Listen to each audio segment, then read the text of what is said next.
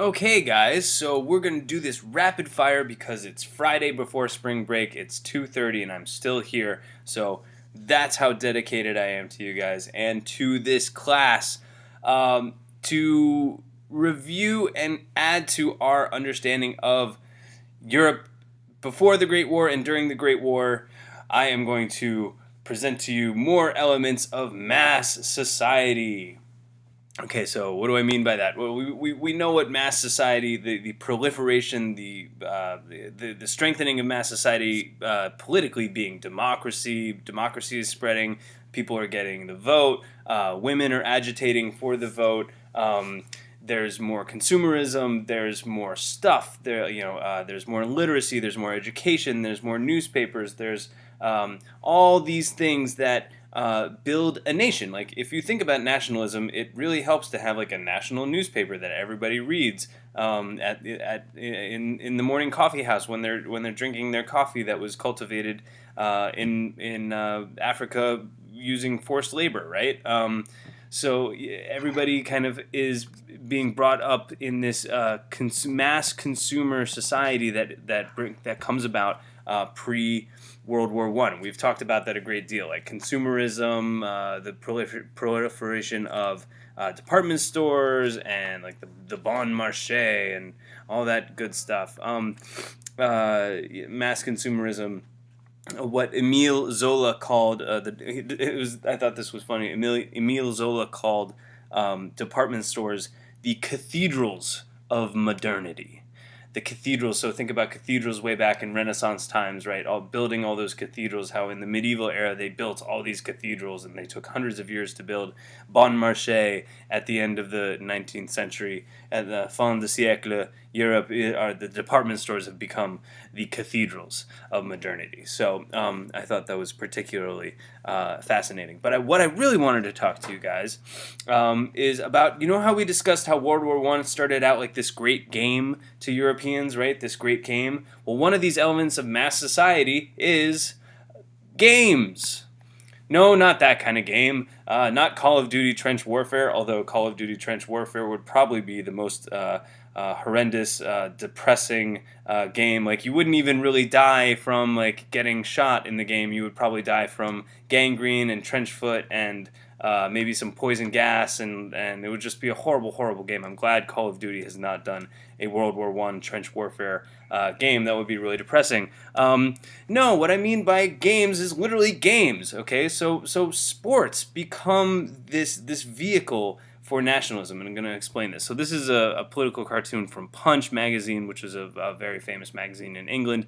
The greater game. So Mr. Punch to professional association player. No doubt you can make money in this field, my friend, but there's only one field today where you can get honor, right? So what they're saying is like, well, you really should sign up for the war soccer player because you're fit and you're agile.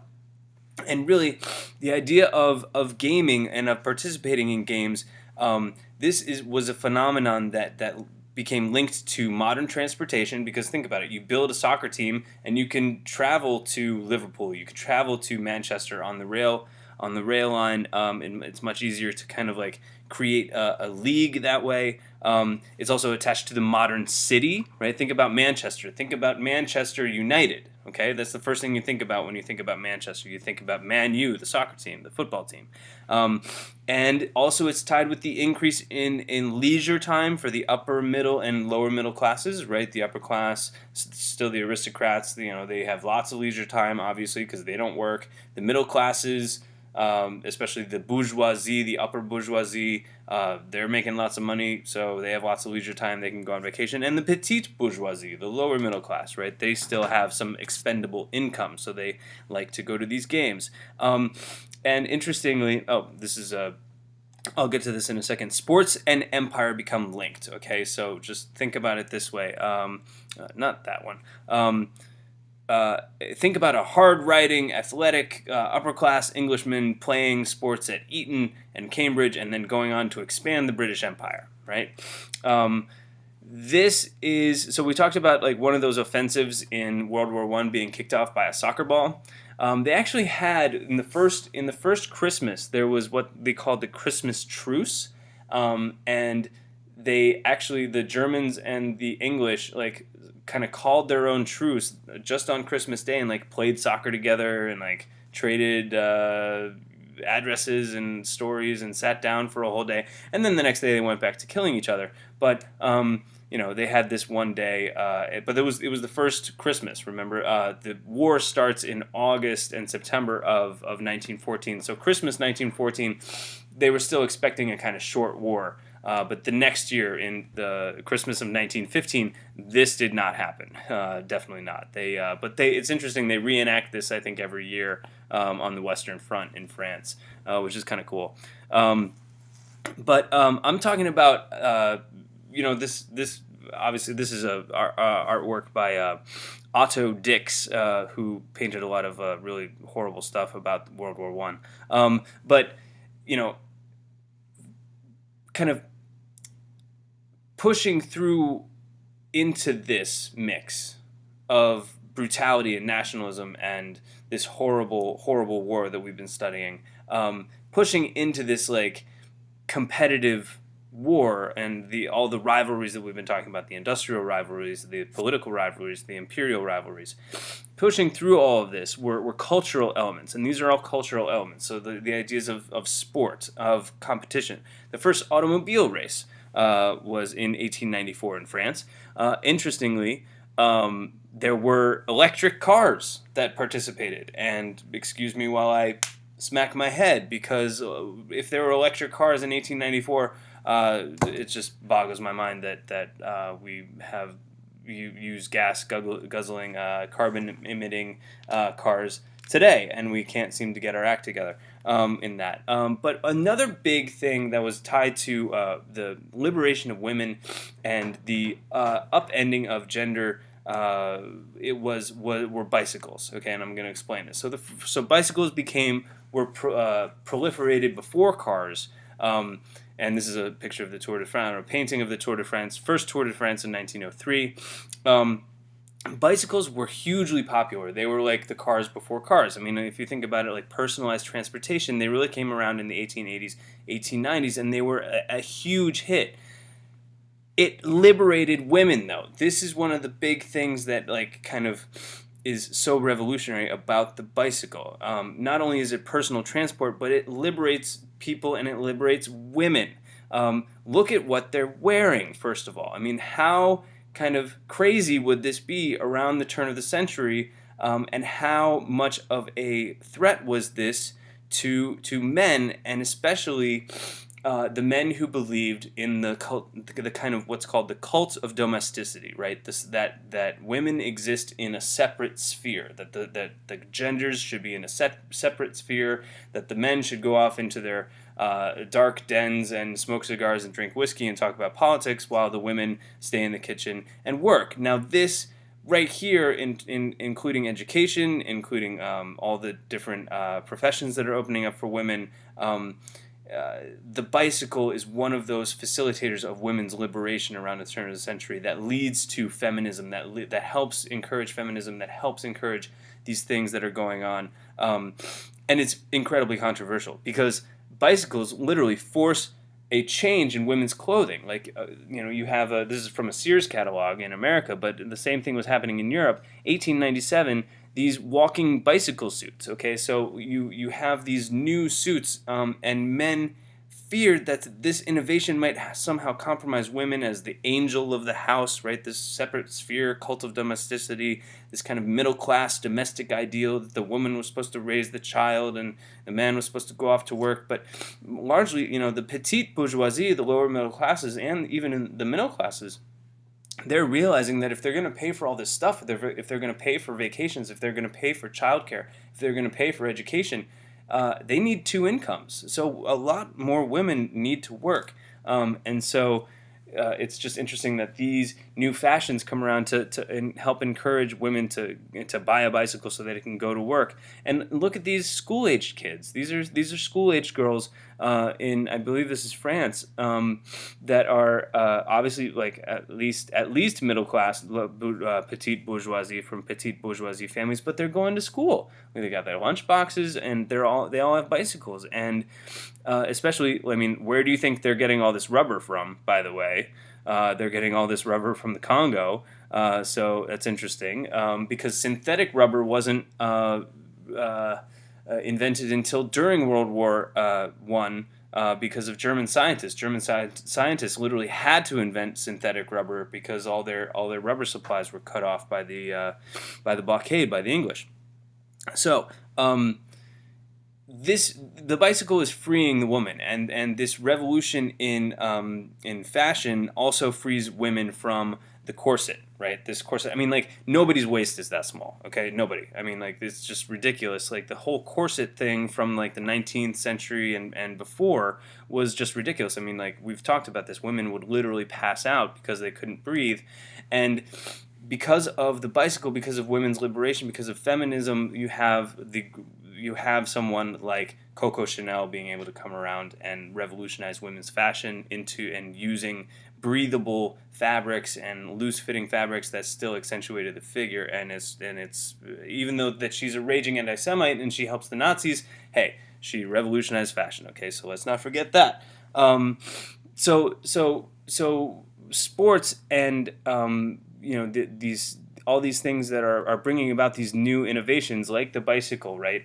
Like steel and rubber and engineering and science.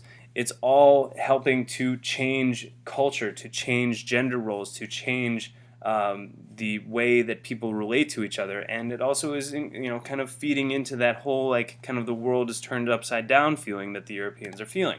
So on to actual sports. Okay, so along with newspapers, sporting newspapers proliferated. There were, these sports teams all of a sudden, in response to, and I wanted to make sure that we understand this. It's really in response to what's happening with women. There's like a concurrent, like, men must be men, right? Men might participate in sports, and they must be men, right? And there's this, like, kind of feeling that let me see. That many men saw as they see women rising. That many men saw a crisis of masculinity happening. They saw a strengthening of the weaker sex as they saw it, right? That they see women as the weaker sex, and they saw a strengthening of that weaker sex as a weakening of men. So therefore, proficiency at sports become an affirmation of masculinity. That's where we get that from. We get that from, like, but I mean, obviously it had existed, like, think of in times of like Henry VIII, like it had existed before. Like, if you were a good jouster, if you were a good horse rider, like, you were considered kind of more of a man. I mean, you can really date it back to, like, if you're good in battle, like, you're more of a man. But there's this, like, if you think about Hegel and, like, kind of the thesis, antithesis, synthesis, like, if the thesis is feminism and the rise of the changing gender roles, then the antithesis is, like, this sports thing where, like, men are like, yes, we must be good at sports now. So football, okay, this is the Manchester United, Man U, right? This is the Man U football team from 1905, 1906. Football, known as soccer, its origins literally were that the Vikings and the Russians, when they would do battle, way back when, kind of in like the 700s or the Dark Ages, especially if they were doing, like, if they eradicated another tribe, they would, like, take the chief's head and they would, like, literally kick around the head. So, like, especially the Danes, there's, like, this saying apparently where you're kicking the Dane's head around, like, you're literally kicking around a human head. That's where the game kind of comes from. But interestingly, this becomes a symbol of class. Okay. Football, soccer, is a plebeian sport, a lower class sport. Boxing as well, right? This is something that, for some reason, it's, like, not really an upper class thing. Like, like, boxing wouldn't be an upper class thing either. They wouldn't really want to disfigure themselves that way. But modern football really begins in 1863. teams throughout Europe proliferate. Many matches, of course, end in brawls on and off the field. Like the whole idea of the soccer hooligan or the football hooligan. If you can look up images of football hooligans, I'm sure you'll get amazing things. By 1901, 111,000 spectators watched the English Cup final. So you can kind of get a sense for how from 1863 to 1901. I mean, it's just a huge rise in football. Another one was rugby. This is a rugby team from 1880. I think it's Christ College. It was developed at Cambridge and Oxford. Okay, so it's a more upper class sport, and the upper class sports include rowing and cricket and golf and sailing. These are things that, I don't know, I mean, rugby is pretty brutal, but for some reason it kind of catches on with the upper classes a little more. So it's kind of like a football versus soccer. If you play soccer, you're a little lower class. If you're playing rugby, you're more upper class. And then the 1896 Olympics. Okay, so here's where we get the international competition, right? So the Olympics are brought back in 1896. I forget who did it, but it was brought back, and they go to Athens, and the world athletes compete. So as 20 years before they're gonna tear each other apart, they're starting to do this kind of international competition thing, and so we kind of see how culture and politics are gonna fuse together here. So of course, sports enthusiasm infects the young of Europe. Right, the young people of Europe are I mean, it shows today. I mean, like, show me, kids that in some way or another aren't involved with sports today. I mean, it's hugely popular. Obviously, there are people that aren't, but it's one of those kind of like lowest common denominator, if you will. Of our society. And if you look and ask any American, any foreigner what is America's sport, they'll be like, football, bro.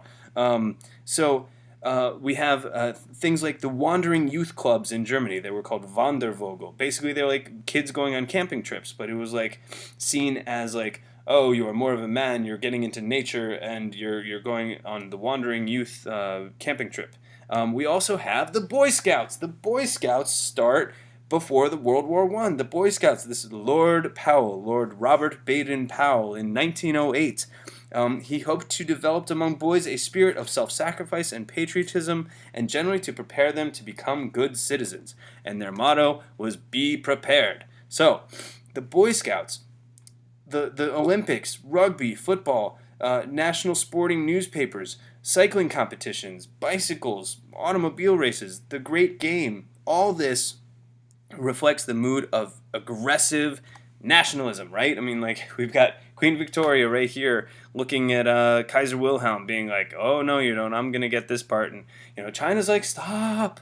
And everybody else like, oh, I'll take a piece of that. And Japan's like, yep, we'll take a piece of that. But notice how Japan doesn't really kind of look as human as these guys, right? So we have that element of race, of course, as well. Social Darwinism all feeds into this cultural phenomenon. The rise of feminism, as I said, many men saw this as a crisis of masculinity happening. And even science. If you think about science and you think about track and field, right? How fast can you run a mile? What makes that possible? How can we engineer you to go faster?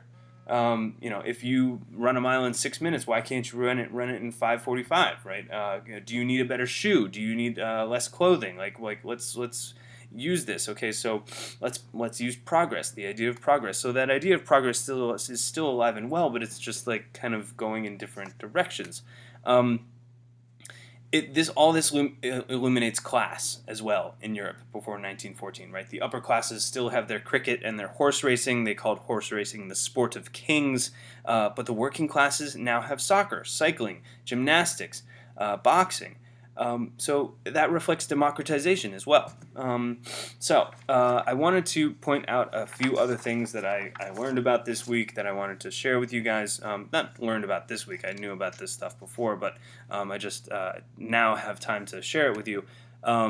Peace movements. Peace movements did exist in World War I. There were massive peace movements. there were a few notable figures. There's someone called Clara Zetkin in Germany and Rosa Luxemburg in Germany. But of course, you guys know the poet. You've read him, Siegfried Sassoon. He even while he's fighting in the war, he's actually one of the poets that survived the war. Wilfred Owen wasn't. Wilfred Owen wasn't so lucky. Wilfred Owen was killed the week before the war ended, which is just tragic. But he survived, and he used his writing like throughout the war as critique, like this whole idea of, wow, our governments don't know what they're doing anymore, and that is going to create that's going to create two things. This whole notion of a government not being able to know what it's doing anymore, this cynicism that's going to pervade in Europe after the Great War, it's going to do two things. One, it's going to create for people the need for reform of the government. Okay, that's on the one hand, that there's going to be massive calls for reform, that we need more interest groups, we need more kind of transparency of government, we need more control, civilian control over government. But on the other hand, it's going to create the Hitlers of the world. It's going to create the Stalins of the world. It's going to create this, especially in World War II, this need for kind of a passionate ideology to convince people that they need to buy into government again. So there's two competing elements there. That those who go one way, maybe the kind of more Western Europe way, they're going to go for reform and change and trying to reform the government in order to strengthen it from a civilian standpoint. While if you go the ideological way, the totalitarian way, right, totalitarianism and authoritarianism, you're going to get fascist Germany and you're going to get communist Russia and totalitarianist Stalin. And so that cynicism about government is going to be solved in different ways, okay? I mentioned the Easter Rising of 1916 in Ireland. I just wanted to remind you that it's a dismal failure, but it's instigated by the Germans, and it definitely exacerbates tension between Ireland and Great Britain, because Great Britain has to send in troops to kind of like put it down, and the Irish are admittedly frustrated and resentful, as they should be. And then I wanted to mention that in many ways, how I mentioned that World War I takes a lot of money, right? There's a lot of money spent on World War I, like $7.87 trillion in today's money. But a lot of companies made a lot of money during World War I. One, most notably, was the Anglo-Persian Oil Company, which later becomes the Anglo-Iranian Oil Company, which later becomes British Petroleum, which is the oil company that is extracting all the oil out of Iran. And basically what Winston Churchill will say is that he will later be quoted as, "We floated to victory during World War I on a ocean of Iranian oil." Okay, just think about that for a second, because let's look at profit here. It's mostly oil and rubber companies that profit tremendously. Of course, you think about the other companies, like the war machine companies, right? Bombs, bullets, anything, tanks, planes planes start to proliferate. Wow, I've said that word a lot in this flipped lecture, but proliferate in World War I. You think about all those companies that get started, and as the central governments help them get started, right? That we talked about planned economies and war socialism, right? But oil and rubber companies, but the Anglo-Persian Oil Company specifically, think about these statistics for a second. The Anglo-Persian Oil Company, in profit, okay, made $85 million in profit in 1916, $344 million in profit in 1917, and then $1 billion of profit in 1918. So it went from 85 million in 1916 to $1 billion in 1918 in 2 years, from 85 million to 1 billion. Okay, let those numbers sink in. It increased tenfold. It's just insane. Okay, so people were making lots of money here. Interestingly, half of this company is owned privately. The other half is owned by the British government. So Anglo-Iranian Oil Company is owned half privately and then half from the British government, and then maybe I think about 10% was owned. The small sliver was owned by the Iranian government, or they got 10% of the profits.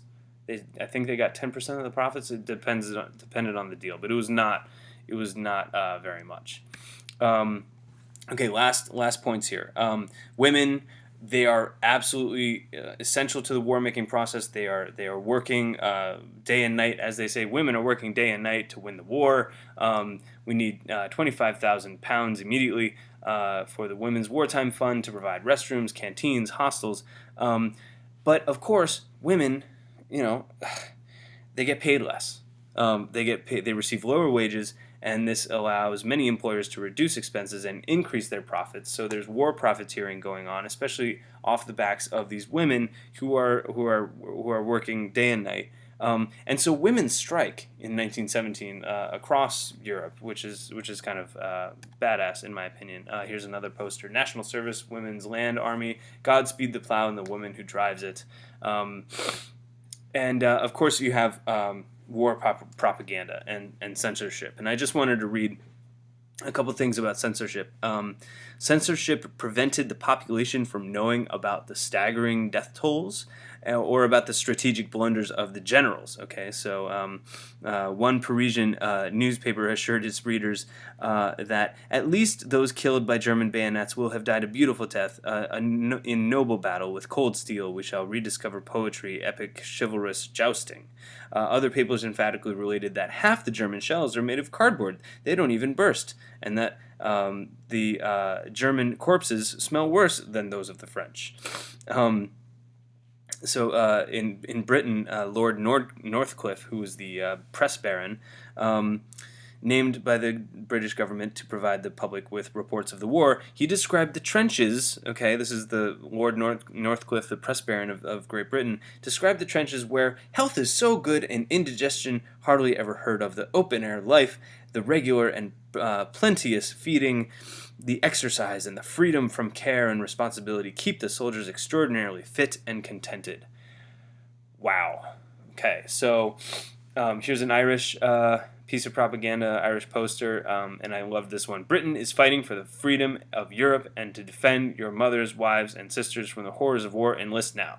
But if you just go with the big words, Britain, fighting, freedom, Europe, defend, mothers, wives, sisters, enlist now.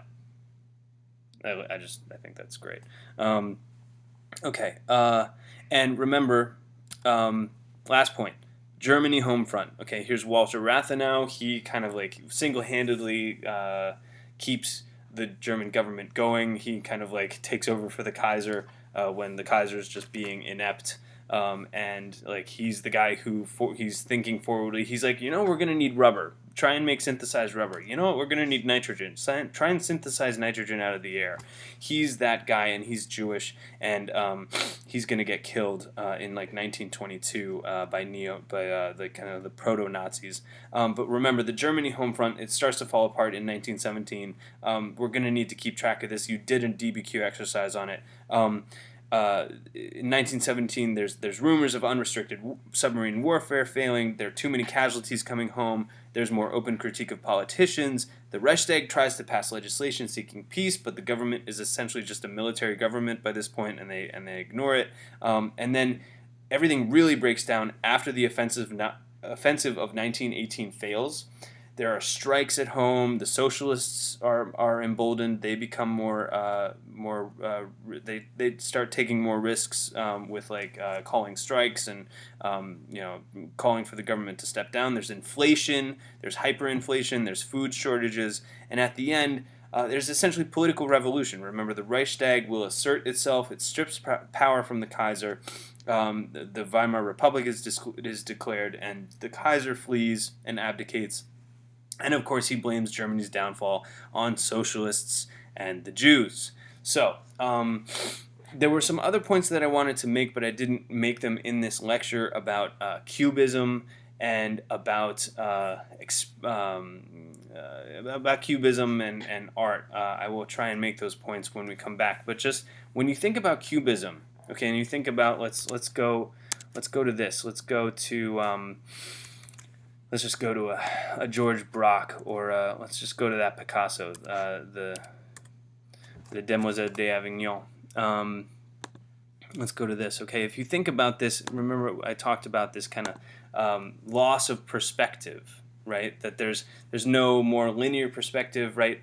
But this fostering of multiple perspectives. That is this woman looking this way? Is she looking at me? Is this woman kind of like where's her nose? Like why is her nose like kind of like this?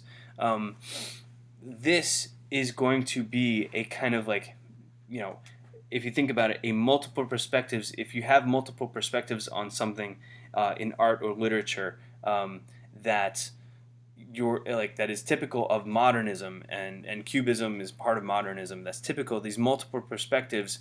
If there are multiple perspectives that are right, no one is right, and therefore, what are we left with? Okay, just remember that, because this is one thing that I want you guys to take away. I hope this has been informative. Thank you guys for listening, and have a great break.